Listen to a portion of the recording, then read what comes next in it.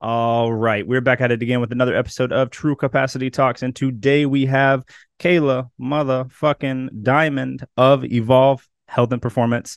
Just want to start off by saying, first of all, thank you for being here. And how's today? I know that you have a crazy schedule. You're back to back all the time. How you feeling?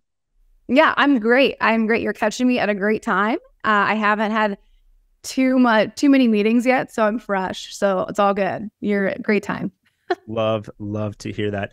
Before we dive into kind of some background, how Evolve got started and where you're headed now, I want to just make sure that we don't hide behind acronyms. I know that you and I know acronyms. I know that you and I can speak that language, but I've been told many times on these episodes that people are like, I don't know what MS, ATC, CSCS, CISS, like, what is the SO and PD? What does all this mean? So can you run me down the list of suffixes that you have behind your name and exactly what they mean and why someone that is not a coach should care? Yeah, absolutely. So my background is in sports medicine. So I went to school for athletic training, and those are the people you see on the sidelines who a football player gets hurt, they run out, they take care of them. So that's what I did for a really long time. And I got my master's in sports administration. So that's what the MS is. So moving through athletic training, I just realized I wanted to be something a little bit bigger than preventative. Reactive, and I wanted to be more preventative. So then I got my strength conditioning certification, and I became a strength and conditioning coach along with an athletic trainer. And then through that, I rode that out for a while. And then as I was getting more into the nutrition coaching space, I got my certified sport nutritionist through the International Society of Sports Nutrition, so my CISSN. So I got that, and other things such as ancillary things like functional nutrition and metabolic, the specialization from Sam Miller, and yeah, I think that's about it. So hopefully that was a good quick rundown. I try not to get bogged down too much in the details there, but that's what's behind the name. Yeah, layman's terms. I love it. We can speak a language that everyone can understand. Why did you decide? So I understand the pull to CSCS. Totally understand that. It's a very reputable designation. CISSN. I've never heard of that. I mean, is that because I don't come from the sports side? Yeah, it is. So those who are in the NSCA, the CSCS world, looking at nutrition certifications, you really want to go with a reputable nutrition certification, company, a good governing body. And the ISSN is a really great governing body. So they do a lot of research on sports performance nutrition. And so that just made the most sense. And as I was doing my research, it seemed like the type of athletes that I wanted to coach, that was going to be the route that I should go. Beautiful. I love that. So if I have my research correct, Evolve started in 2018. Sure. You went full-time in February 2020. Yes. Okay. So, and I heard a little bit about your story about wanting to just coach athletes, right? And wanting to have athletes come to you. Now, how far into your journey did you find that you had to create athletes? And you had to stop recruiting clients because the athletes themselves weren't just going to come out of nowhere? Sure. I did because of my athletic training background, I actually have a big connection with a lot of athletes that I've trained, coached. When I worked in a private sector for strength conditioning, all those athletes were growing up. So I worked with a lot of them. So I had a really good background. And so honestly, I thought I was entitled to only coach athletes. I was like, well, I have this background that not a lot of people have. So, I'm going to coach athletes. Well, in order to make, a living and a good amount of money, it just wasn't as profitable. Of course, I was in this position where I was like, I'll just do it for free. But then it got to a point where this is all I want to do. So how do I make this a sustainable business? Right. And so when I met my mentor, Chad, who we all know and love from LCA, he was like, Kayla, it's going to be really hard to just only target athletes. And I was like, bet. And I started trying to anyways. And so it worked out a little bit, but I just realized I was putting in a lot of effort for a little return. And I was just Chad was like, why don't you just go to a different population? And I started reaching out to other populations. I was like, this is not exciting me. I really do not give a shit about real estate professionals. Not that I don't care about them. I do. But that's just, I didn't want to go into a niche that I had to handhold, to be honest. And with athletes, they're going to push through no matter what. And I didn't really want to be that type of coach where, you know, I helped people like and held their hand through this journey. So I was like, you know what? Fuck it. I'm just going to make everyone athletes. And so I was like, I went toward more of like the former athlete model because statistically, most people were former athletes at some point in their lives, right? And I was seeing a lot of athletes graduate college really lost and in the sauce of life and, you know, real shit. And so I wanted to bridge that gap. And so that's where that came through. And then just with our athletic culture at Evolved, you know, anybody we bring on, whether you're, you know, a stay-at-home mom, stay-at-home dad, or you work in construction, or you know, whatever you do, like we still believe everyone is an athlete. And that's just the mindset that we have in our program. Yeah, I think that that's an important distinction. And it's also funny that you say that you don't want to get into becoming an adult babysitter. I feel like a lot of coaching programs, a lot of coaches are adult babysitters. You're like, hey, here's your protocol. Here's what we need to do. Here's what's happening. And then your phone gets blown up on like, hey, how many ounces of chicken should I have? Like, what should I buy at the, like, hold on. This is rudimentary. Yeah. And that's great. And some coaches are really great at that. And they make a great living doing that. And they help so many people. And I think that's amazing. I don't enjoy that. I just don't. So I can't be great at it because I just don't enjoy it. Yeah, you adamantly do not want to do it. So I can't imagine that you put your whole heart into it. When someone comes to you at Evolve, just generally speaking, someone that was a former athlete that wants a transformation, what are they trying to transform in? They're trying to get their athlete identity back. Okay. So they feel they have lost their sense of identity. And identity is really, really important in athletes because that's what you were growing up. You train to compete, you compete to win, and rinse and repeat. You just do that. When you don't have that anymore, you're like, well, what the fuck do I do? Right? Oh, I guess I'll just go join Cycle Bar or CrossFit, but I don't know what I'm doing to eat. Or I'm eating the same way I was eating in college, but now I've gained 15 pounds and I feel gross. Like, what is happening? So they're just really trying to get their athletic identity back. Okay. And what usually are they, I mean, I totally understand the identity side.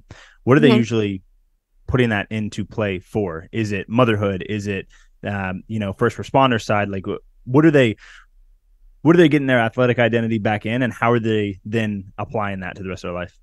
That's a really great question. And I think it could be just multifaceted. It could be for motherhood. It could be for, I think a lot of it is just for the pride sense of it. Like they want to be proud of the body that they built the last 18 years. They want to have that sense of community again that they don't have anymore because they're not with their teammates.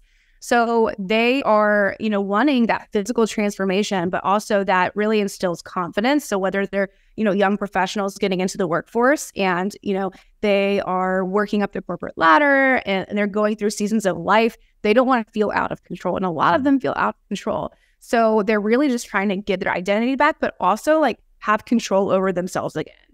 They've lost that. Okay. And do you usually find that when people are at that place where they've lost the control over themselves, that manifests in an amount of weight on the scale that they put on, that manifests in a lack of strength, that manifests in a lack of routine? Like, how does that look? All of the above. So, I was talking to somebody the other day and, with her business, because I do business coach too on the side. And, she was like, I just don't want to help people with weight loss. And I'm like, well, why? She's like, that's just like not what I want people to like feel confident. I'm like, dude, like I want to lose weight. I would love to drop 5 pounds, 10 pounds. Like athletes still want weight loss. We all want a healthy body composition. We all want to be leaner. We all want to be more jacked. Like we all have these goals, and whether they're the front facing goals or not, they're still there. So it does manifest into weight gain. Some more than others, right? It does manifest into just feeling like shitty overall, low energy. They don't want to go to the gym. They're like, why the fuck do I not want to go to the gym when I've been an athlete my entire life? What's wrong with me? And so then that really, really plays with their mental state. And then they become unmotivated. They lose discipline. And before you know it, 2 years goes by and they're like, what the fuck happened? Yeah. And so you're usually catching people like maybe 2 to 3 years after their collegiate time or after their high school time? I would say so. More so after the college time because they don't know yet what's about to happen. it, Mm-hmm. and they still might kind of ride that high a little bit. They might be like, well, I want to go try like cycle bar and CrossFit, and I want to go like do other things, and I want to like, be free again and some do really well at that, and they're able to carry like their lifestyle on through forever, and some don't.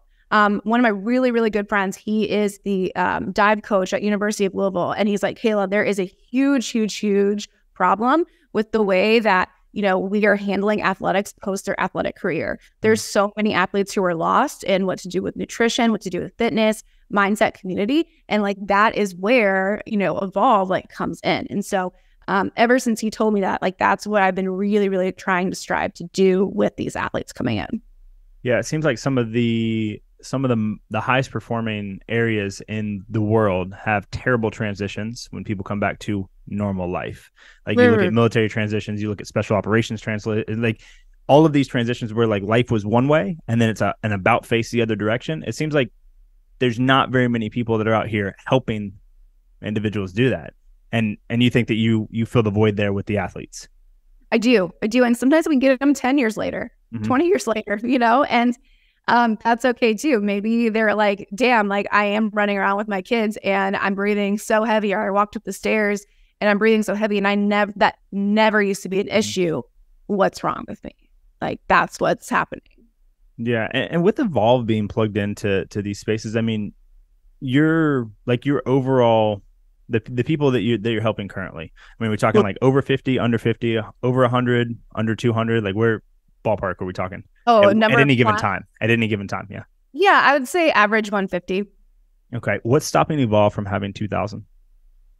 That's a really great question. Honestly, I really don't want to lower our quality. I don't want everyone just to become a number. People have actually left other coaching companies and came to us because they knew they wouldn't be a number. And I'm really, really proud of that. My coaches actually like don't have like huge rosters, so they're able to give more attention to their athletes. And I feel really strongly about that. I think that one day we will have 2,000, but if we have 2,000, you better bet that we have the staff and the support able to help those individuals. Never am I going to give a coach 100 clients. I personally don't believe with our market and clientele that that's the direction that we're headed. Yeah. And currently your coaching staff is still 4 of y'all, including yourself, right? So 5 5 including you. Okay. Yes. So I have Ian, Jennifer, Chris, you, and who? And Destiny, Coach Destiny. Okay. Yeah, I must have been looking at the wrong page on the website. That's all good though. So 5. So that means that client load, like obviously you're like, I'm never going to give 100 clients to any one coach. Sounds like client load is somewhere around 30. Like that's enough where they can manage and dive in, but it's not wild. I would say between 30 and 40. And, I would max a coach out at 60, I think is what I would do. Yeah. Okay.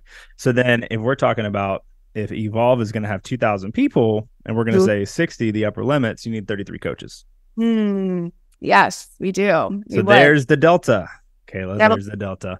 I think that's extremely important though to stick to your guns there though, because if you're in a position where you have this great product and you have people that are reoccurring, you have people that want to stay with you a long time, you have people that are getting solid results, then you all of a sudden are just like, yo, we're just going to chase the dollar bills.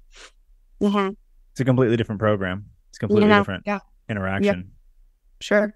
And then, a lot of Evolve, they get a lot of interaction with me as well. So I know a lot of coaching companies who their CEO isn't as involved, and I don't want to be that. No, do I take one-on-one athletes anymore? No, but I'm still heavily involved in our community, and I do think I always will be. Why do you want to be? I just think it's really important, not only for the athletes, but for my staff as well. How can I expect them to do their absolute best when I'm not like leading the front lines? Yeah. So almost like if you're just going to quarterback from the room with the TV, would there be as much respect and would there be as much desire for them to show up as solid as they can? Sure. If they know that you're not side by side or in front of them. Totally. And my coaches, to be honest, like they're the best. I recently took a week off and I wasn't worried at all. My coaches I haven't had any turnover in the last 3-4 years of coaches. They all step up to the plate. They all go above and beyond for their athletes. And I really I get a little bit emotional talking about it because I really could not ask for a better team. Well, that's a beautiful thing. You're allowed to cry here, right? You're allowed to show emotion more than just being a strong motherfucker. That's fine. That's totally fine. I want to walk back to your athletic journey, right? I know that you say, I wasn't the best athlete. I have more of a work ethic now. And I hear you. But can you talk to me about how your journey as an athlete informed how y'all coach at Evolve? Yeah, that's a great question. So my journey, I feel like, is like split in two. I was the more like juvenile athlete, right? High school athlete, went to college, didn't play in college, would rather party and go to school. Like that's what happened, right? But then after college was when I took things a lot more seriously. I started competing in bodybuilding, then powerlifting, then strongman, then CrossFit, and all this stuff. So I would say the athletic journey split into two. The very first part of my athletic journey, mostly I really just wanted to be a part of a team. Honestly, I wanted to be a part of a team. I wanted to have the community of other athletes around me. I wanted that culture. And I think looking back, that's the biggest reason why I stayed. Because I wasn't the best athlete. I didn't work as hard. Then I had a little bit of an attitude, honestly, but I just loved being involved. I really did. I loved being there. When I played softball, I was a base runner mostly. And I loved it because then I could come in and relieve the other girls, right? And so I can be there of service to them. And then, carry the team that way. That's what I liked to do. I was totally okay not being the star, totally fine. I just want to come in, clean up, and, that's what I like. And then the second part of my journey was more I'm going to try to reach my absolute fullest potential. And that's a big thing what we preach about Evolve is reaching your optimal potential.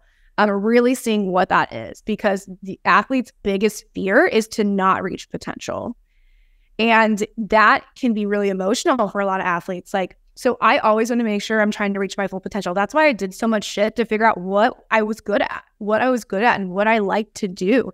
And one would argue that, well, if I would have stuck with one thing, I could have reached potential there. Yeah, I could have, but I feel like having these skill sets from all different sports really allow me to coach much better.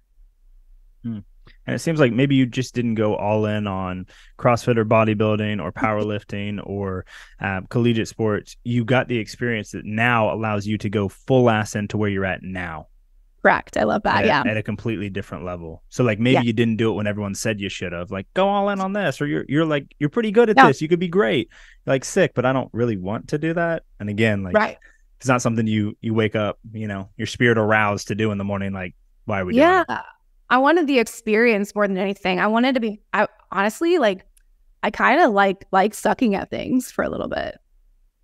And if I go all in on powerlifting, I'm going to get to a point where, I'm not new anymore, and it's a different kind of challenge.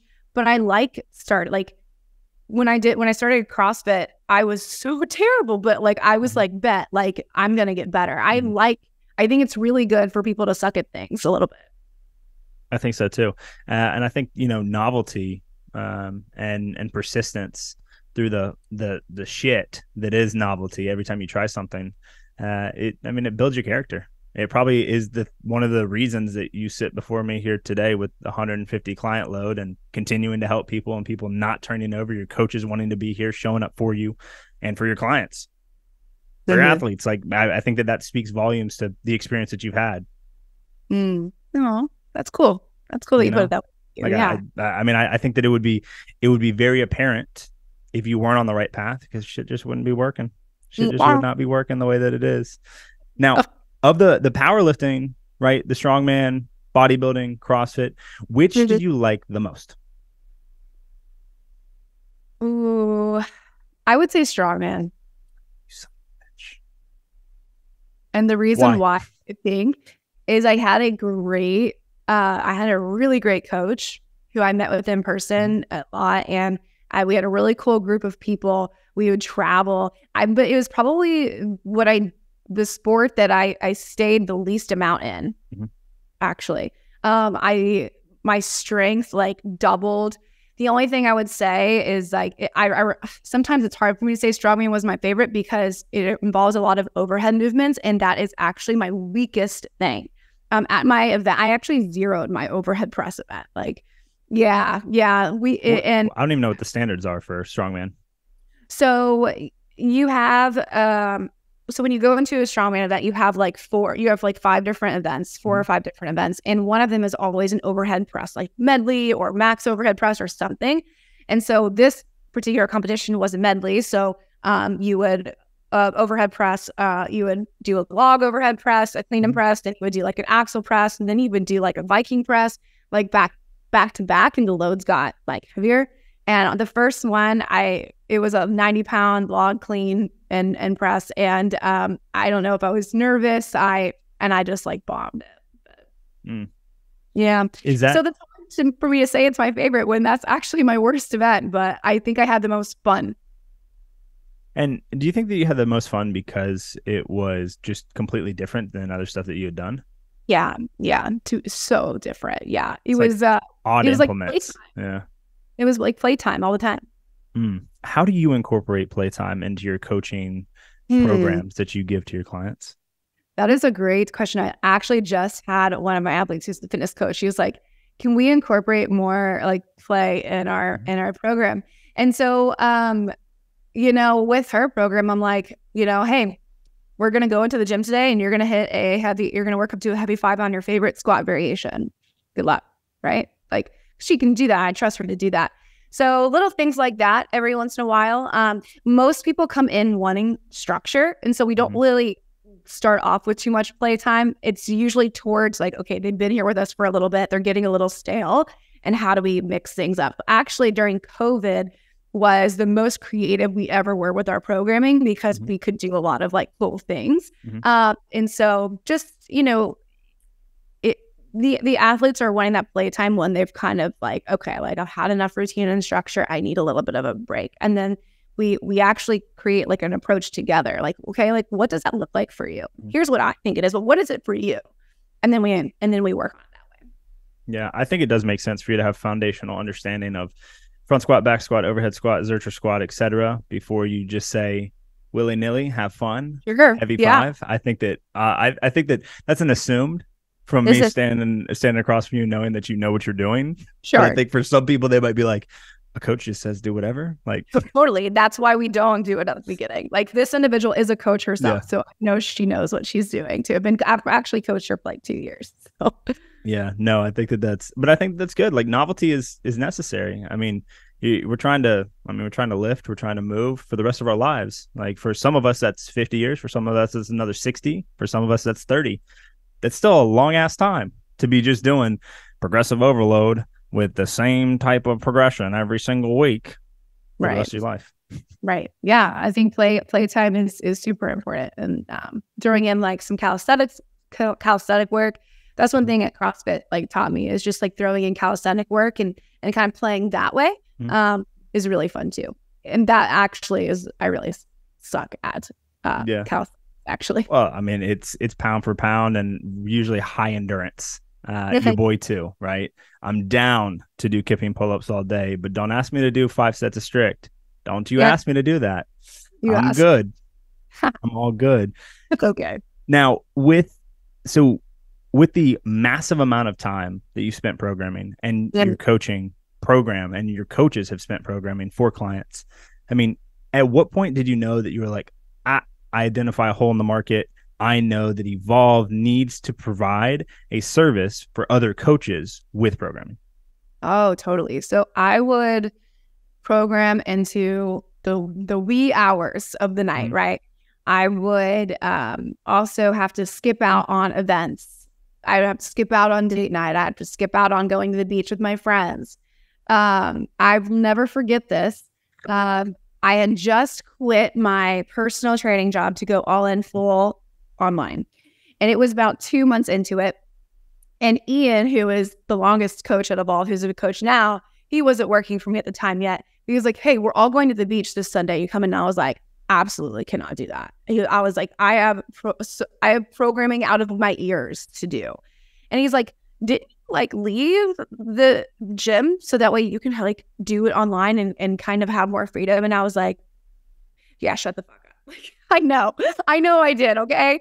But here I am. And so, I was really, really inefficient. You know, also too, when you start out, you think you have to like super customize everything to the T, like, and it has to be in this perfect package, right? Your athlete doesn't really know. They just need the strategy that's going to work for them. Mm-hmm.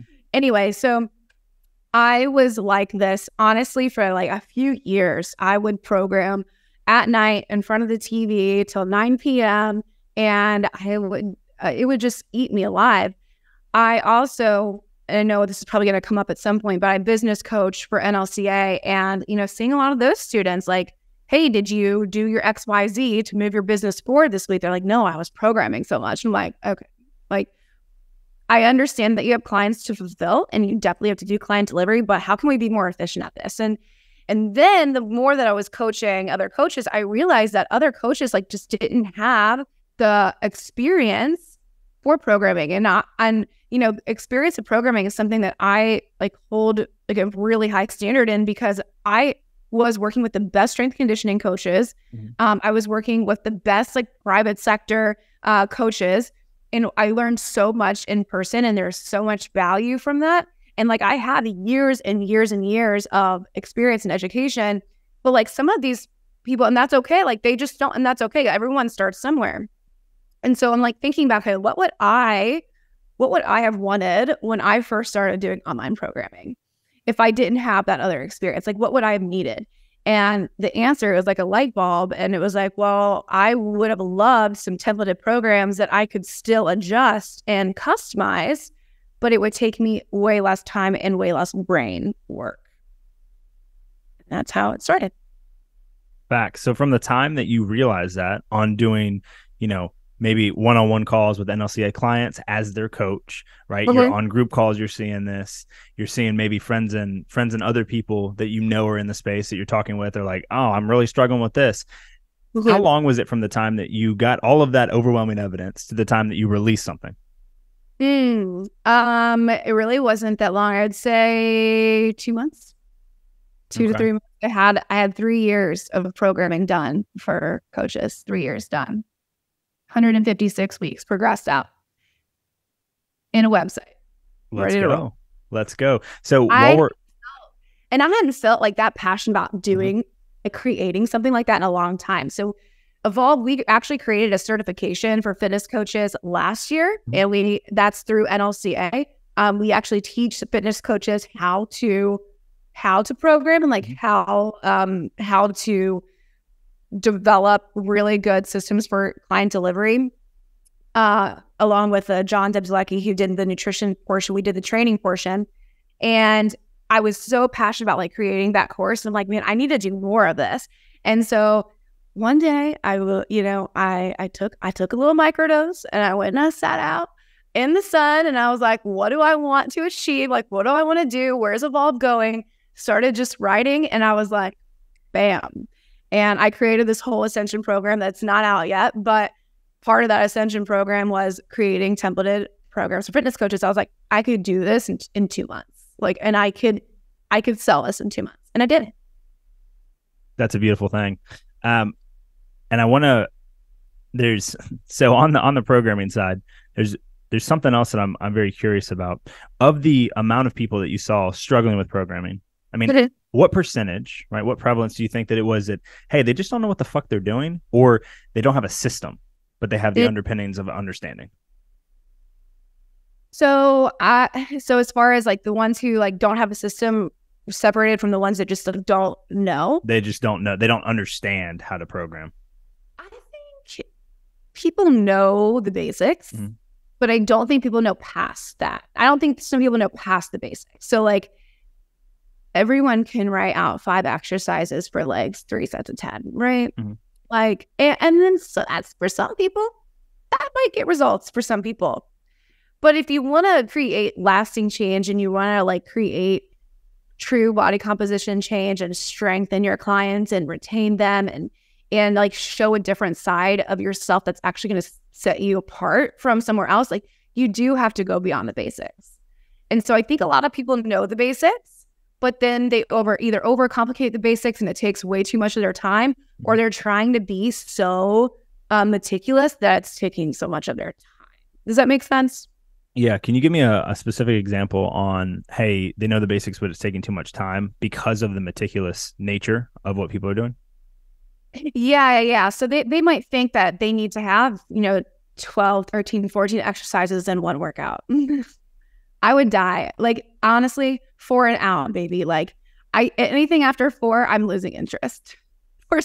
Four exercises in one workout. My coach is like, did you finish this? I was like, honestly, no. I was like, I went so hard on the first 4. He was like, we got to work on it. I was like, I know. But yeah, they might think that they need to have like all of this crazy stuff. They might think that they need to have this person stand on a Bosu ball and have a kettlebell and a band all at the same time. And like, they don't need that. Like, they don't need to do it. So they're way over complicating it.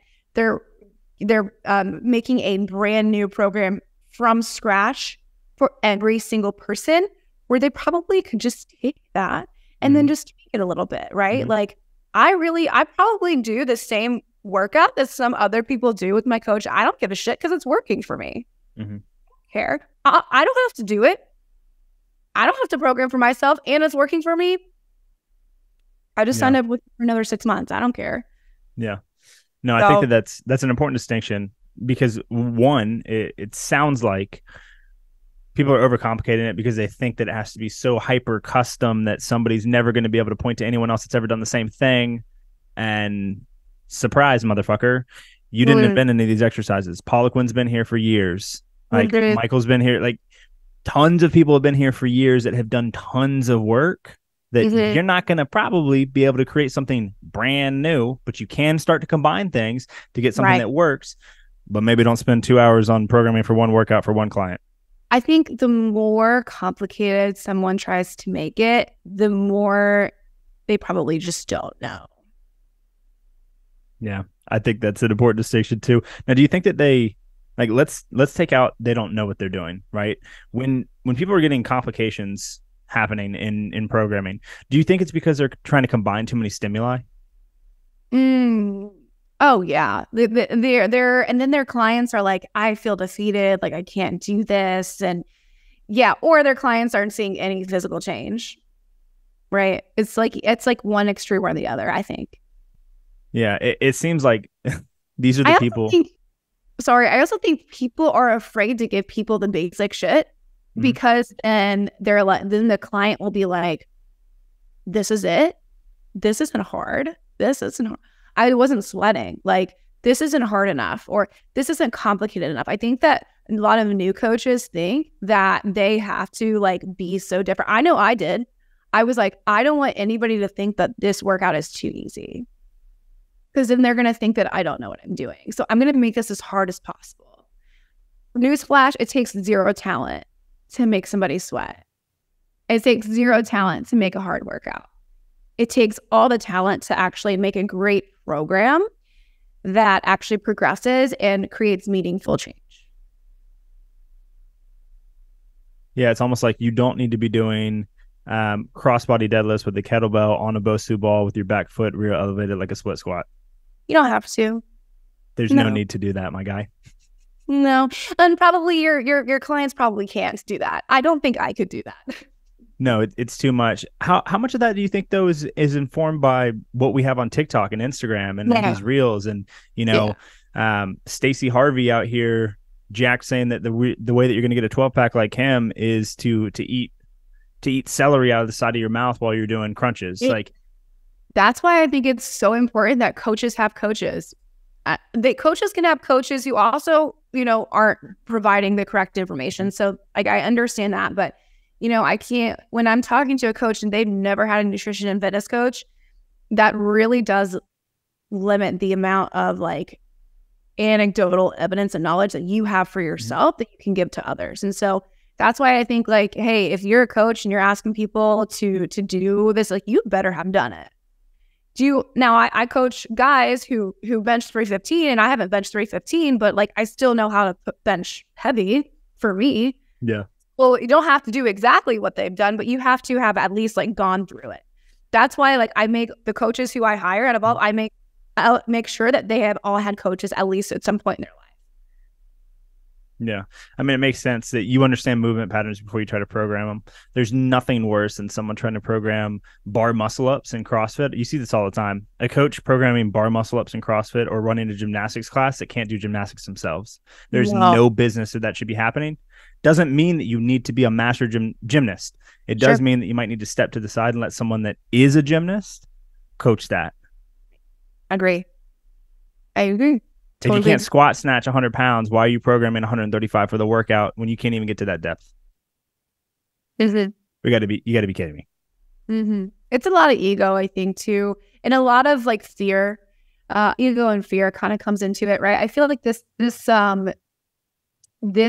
field has a lot of ego and fear tied into it because it is becoming quote unquote saturated, and there are more fitness coaches now than ever. So everyone's got to like feel like they have to be like the best, but honestly, you just have to understand the basics and then what's going to help get past the basics intelligently to like provide meaningful change.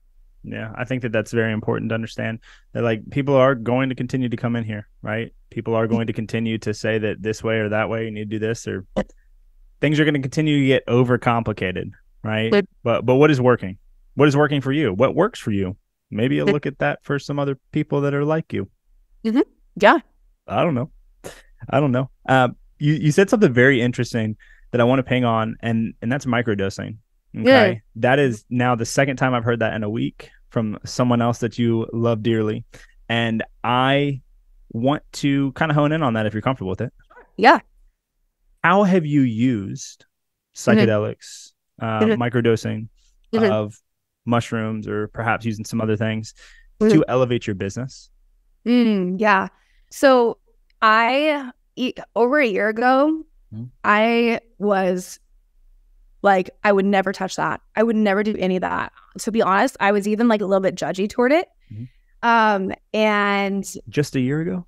Just over a year ago. Wow. I would say just like last April was probably when I first really came out of my shell and opened up to the idea of that kind of stuff. I know. So I grew up like super straight laced. I was like, I'll just like drink and like whatever. I thought that people got weed from like the side of the street. I didn't know. Like I was like so naive.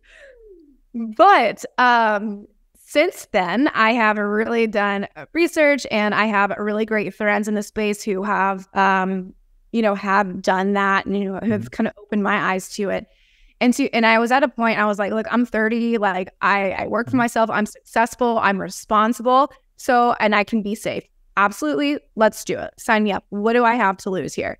And so as I was dipping my toes in and found mushrooms and started microdosing, I really, at first I used it to just like feel good. I just wanted to like feel good. And I just, honestly, I was like, I just like to like feel a little high, like, But then I started like going a little bit deeper, and I was like, well, I would microdose to like feel good, and then I wouldn't have to like do that for like 2 weeks. And I was like, man, like I just like feel so good about life right now on completely nothing.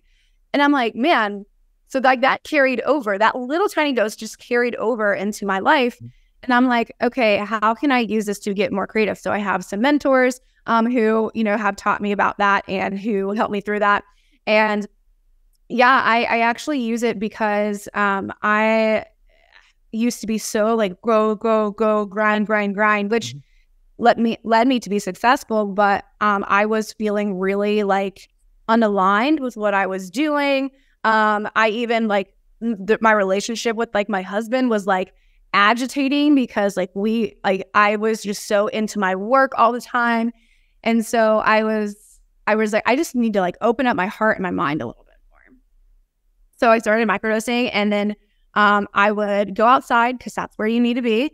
And I would just like sit and think. And I was like, man, like all these great ideas are coming to me. So I get really great ideas when I'm doing microdosing and like in a workout, like when I'm like having endorphins like going. And so I was getting all of these good ideas, and I would just start writing things down, and I would like look at it the next day and I'd be like, have you seen Ted Lasso? Mm-hmm. You know, where he like thinks that he like took the mushroom tea or whatever. And then he like created this whole new game plan for his players. So I felt like that after I microdosed for the first time with creating things for my business. And I was like, holy shit. I was like, this is awesome. And I had such like huge drive to do it. I was like, well, if this is what I'm called to do, if I'm opening up my mind and my heart and this is what's coming out, I better fucking do it. And I did. And so I use it to really be creative, be still, present. Stillness and presence actually like sparks creativity. And I tell my students, like, I don't tell them to microdose, but I mean, I tell them, get out of your computer, go outside and just be fucking still for like 30 minutes. I know it sounds impossible. Trust me, I've been there, but that's where the best ideas come from. And so creativity, I think, has been the biggest thing for me with microdosing. Yeah. And so outside of like one more layer down here, because I love that you're open to talking about psychedelics. A lot of people aren't. There's a lot of stigma still, and a lot of people that have regular jobs can't be talking about it on the internet about how they do it because they'll lose their job. So, you know, with that business success, I mean, how have you been impacted personally, like character or forgiveness or openness, or how have you been impacted by the same usage side by side with you using them for business? So I feel like I've just become more feminine and more flowy. It's helped my relationship with my husband. It's helped my relationship with my girlfriends. I used to be very like, I'm one of the guys. I'm one of the guys. I'm one of the bros. I don't need female friends. That makes me weak, like too much drama. Since I've started opening up my heart and like microdosing and even like have macrodosed, you know, I just have no judgment toward anyone. I have nothing but like love for anyone until I guess I have a huge reason not to, which isn't very often. So it's just made me be so much more open, feminine, flowy, more like loving and caring.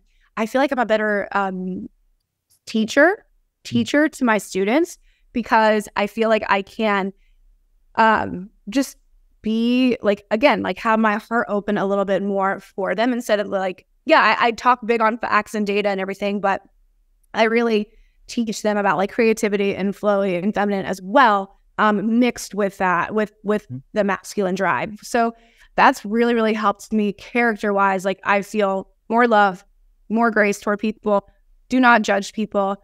I don't judge. Like I used to be like, oh my God, like judge people all the time. I don't like do that.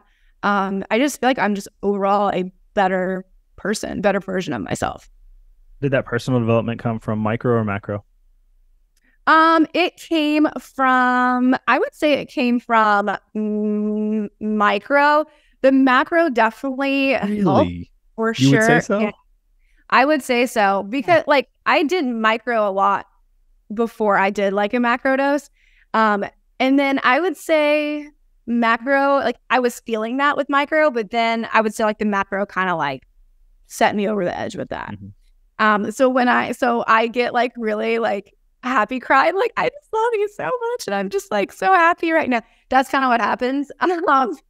And I don't know, and I just like carry it over with my friends. I feel like I'm a better listener to my friends too, which I'm not, and even on sales calls, like I'm just a better listener.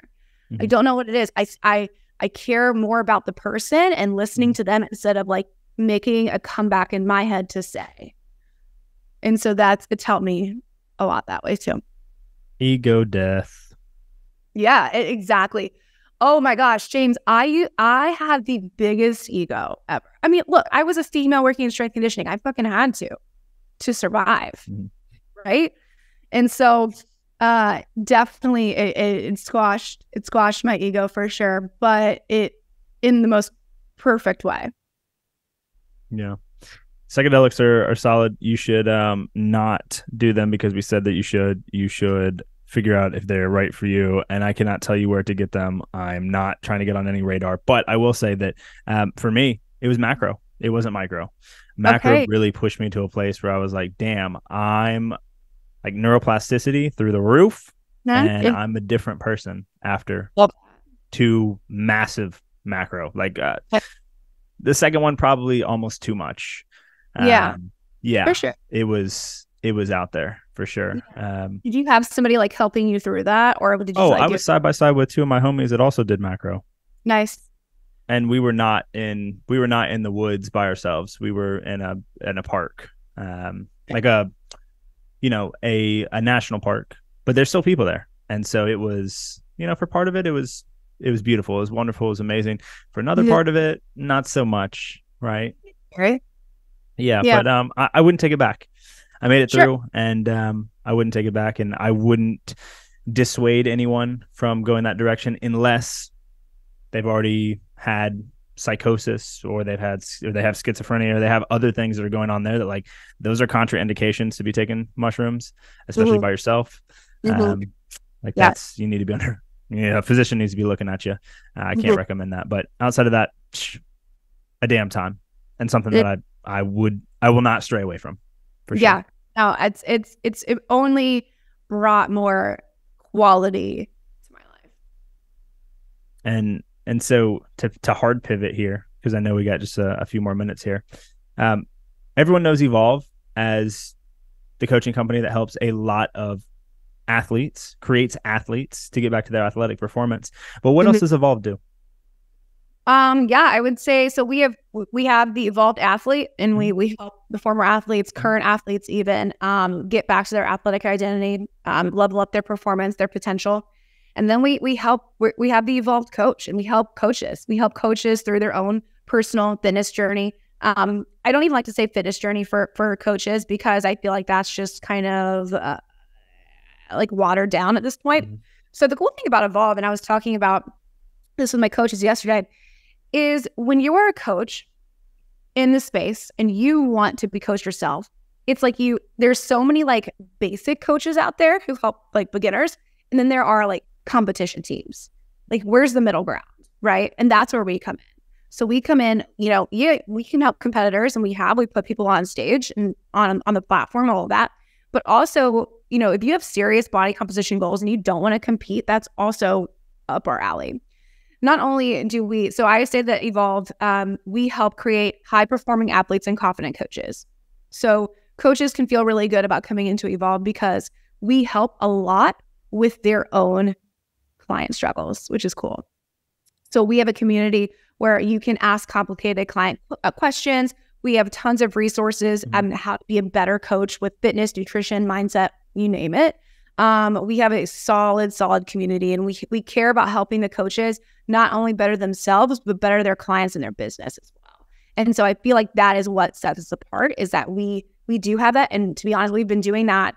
We've been coaching coaches for 2 years now. So. Okay. So there's a spot for coaches. There's a spot for athletes. There's a spot for people that maybe don't know if they're athletes, but might need to find out. Sure. And it sounds like there's a place for everyone that's willing to put in the work, that's willing to kind of push themselves. Exactly. I think